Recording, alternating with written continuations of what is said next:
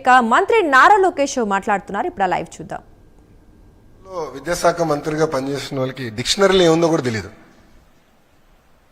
ఎందుకంటే కౌన్సిల్లో ఒక వ్యక్తి లేసి ఒక పదం వాడితే నేను అబ్జెక్ట్ చేశా, తీవ్రంగా అబ్జెక్ట్ చేసి వాళ్ళ డిక్షనరీలో దేవుడు అంటే ఏముంది, కూటమి ప్రభుత్వం డిక్షనరీలో దేవుడు అంటే ఏముందో చదివి చెప్తే గతంలో విద్యాశాఖ మంత్రిగా పనిచేసిన వ్యక్తి కనీసం అది కూడా తెలియదు. అంటే డెప్త్కి వెళ్ళలేదండి. ఈరోజు మేము అందరం హర్నిసలు కష్టపడి డెప్త్కి వెళ్తున్నాం. ఎందుకంటే పిల్లలది ఫార్మేటివ్ ఏజ్, సరైన దారిలో పెట్టాల్సిన బాధ్యత మా పైన ఉంది. అందుకే మీరు చూస్తే చాగంటి కోటేశ్వరరావు గారిని అడ్వైజర్గా పెట్టుకున్నాం.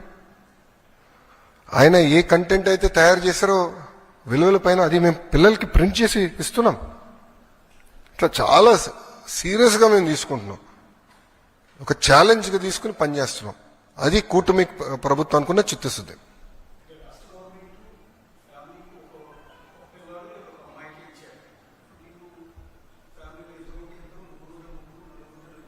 ఐదుగురుంటే ఐదుగురు. ఎస్,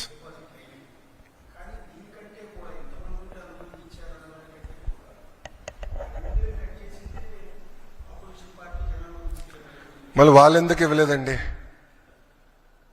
వాళ్ళు ఏదైతే పెట్టారో వాళ్ళు పెట్టిన కండిషన్సే మేము పెట్టాం. మేము కొత్త కండిషన్స్ ఏం తీసుకురాలేదు. గత ప్రభుత్వం పెట్టిన కండిషన్స్ ఏదైతే ఉందో అదే ఫాలో అయ్యాం. ఎలిజిబిలిటీ క్రైటీరియాకి ఎలిజిబిలిటీ అయ్యేదానికి ఏదైతే ఉందో మెకానిజం అదే మేము ఫాలో అయ్యాం. సో వాళ్ళు మమ్మల్ని ప్రశ్నించే హక్కు వాళ్ళకి ఎక్కడుందంట? వాళ్ళు చేయండి మమ్మల్ని ఎట్లా ప్రశ్నిస్తారు? ఇప్పుడు కాంటే వీడియో ఇస్తాను నేను, వాళ్ళ పార్టీకి చెందిన నాయకులు ఎంతమంది పిల్లలు ఉంటే అంతమంది పిల్లలకి ఇస్తానని చెప్పి వాళ్ళు ఇవ్వకుండా మమ్మల్ని ప్రశ్నించి హక్కు వాళ్ళకి ఎక్కడి నుంచి వచ్చిందండి? మాకు ఆ చిత్తశుద్ధి ఉంది, మేము ఇస్తున్నాం. ఇద్దరుంటే 26,000 ఇస్తున్నాం, ముగ్గురుంటే 39,000 ఇస్తున్నాం. అది కూటమి ప్రభుత్వం ఉన్న చిత్తశుద్ధి.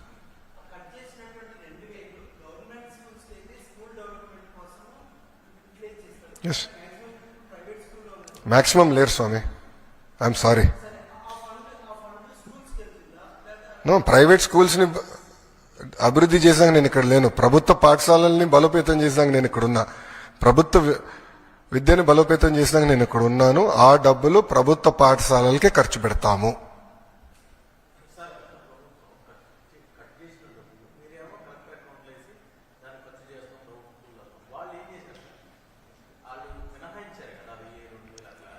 వాళ్ళు అనేక అంటే టాయిలెట్ మెయింటెనెన్స్ అని అట్లా ఇస్తాం జరిగింది.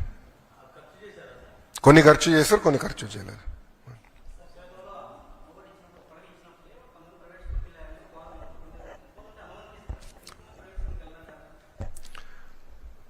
సార్, నేను ఫ్రీ మార్కెట్స్ని బలంగా నమ్మే వ్యక్తిని.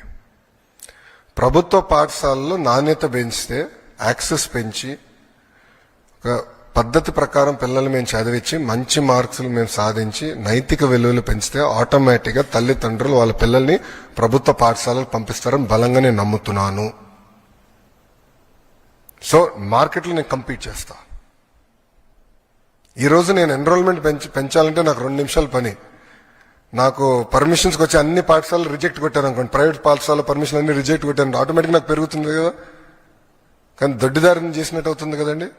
మేము క్వాలిటీ పెంచకుండా ప్రైవేట్ పాఠశాలలు నేను పర్మిషన్ ఇవ్వకపోతే నష్టపోయేది ఎవరు? పిల్లలు నష్టపోతారండి. సో నేను నాణ్యత పెంచాలి. నాణ్యత ఎంత పెంచాలి? ప్రైమరీ స్కూల్లో 1 క్లాస్ 1 టీచర్.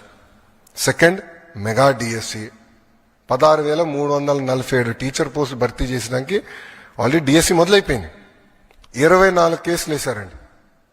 24 కేసులు వేశారు డిఎస్సి ఆపేదానికి. బట్ ముందరికి పక్కడబందిగా నోటిఫికేషన్ ఇచ్చాం కనుక we are able to go head. So teacher recruitment జరుగుతుంది. ప్యారల్గా మీరు చూస్తే కరికులం చాలా ఇంప్రూవ్ చేశాము. ఉపాధ్యాయులకి ఎలాంటి ఇబ్బంది లేకుండా సంస్కరణలు తీసుకొచ్చాం. సో వాళ్ళందరినీ భాగస్వామ్యం చేశాం. ఇంకో పక్కన తల్లిని అంటే తల్లిదండ్రుల్ని, విద్యార్థిని, ఉపాధ్యాయుల్ని ఎంగేజ్ చేస్తూ పేరెంట్ టీచర్ మీటింగ్ కూడా పోయిన సంవత్సరం డిసెంబర్లో పెట్టాం. ఈ సంవత్సరం కూడా జూలై 5వ తారీఖు నాడు మెగా పేరెంట్ టీచర్ మీటింగ్ ఉంటుంది రాష్ట్ర వ్యాప్తంగా. అదేవిధంగా డిసెంబర్లో మళ్ళీ ఉంటుంది. సో గౌరవ ముఖ్యమంత్రి గారు, ఉప ముఖ్యమంత్రి గారు కూడా ఈ కార్యక్రమాల్లో పాల్గొంటారు. ఫీల్డ్కి వెళ్తారు, తల్లిదండ్రులతో మాట్లాడతారు, ఎంగేజ్ చేస్తాం. సో కమ్యూనిటీని కూడా మేము ఎంగేజ్ చేస్తాం జరుగుతుంది. సో నాణ్యత పెంచాలి. క్వాలిటీ పెంచాలి, లెర్నింగ్ అవుట్కమ్స్ పెంచాలి, రిజల్ట్స్ లో పెంచాలి. ఆటోమేటిక్ గా తల్లిదండ్రులు ప్రభుత్వ పాఠశాలకు వాళ్ళ పిల్లలు పంపిస్తారు నేను బలంగా నమ్ముతున్నాను. వన్స్ మేడం గారు చేపెక్కారు ఫస్ట్.